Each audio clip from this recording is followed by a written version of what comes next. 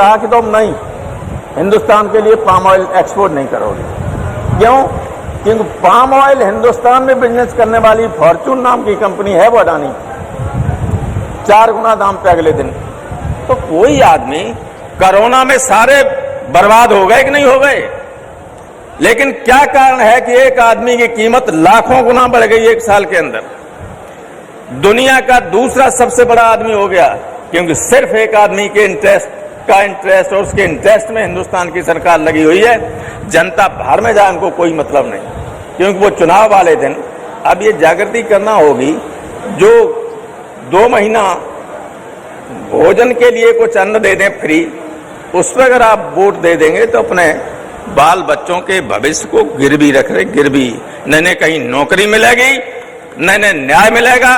और जब न्यायपालिका पर भी कोई अंकुश न रहे, न्यायपालिका पर भी नियंत्रण जब सरकार का हो जाए, तब क्या होता है?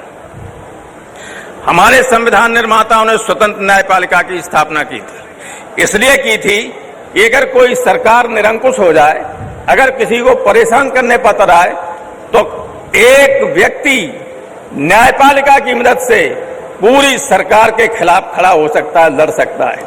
तो क्या न्यायालय आपको न्याय दे रहा है? सब मौन हो गए, ब्लैकमेल किया जाता है। किसी जज की स्टेने उसे कहलवा दिया जाता है कि मेरे साथ इन्होंने छेड़छाड़ की, जेल में भेज दिए जाए, जज से चाहे जैसा फैसला लिखवा ले।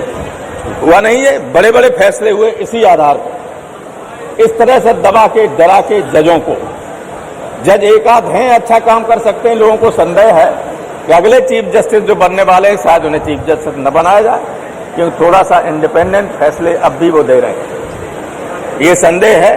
अगर, क्योंकि ये तो किसी की बर्दाश्त ही नहीं कर सकते।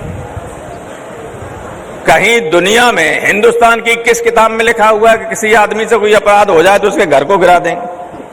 कानून के जानने वाला कोई व्यक्ति और कोई जज के कान पे जू रेंगती है? नहीं रेंगती।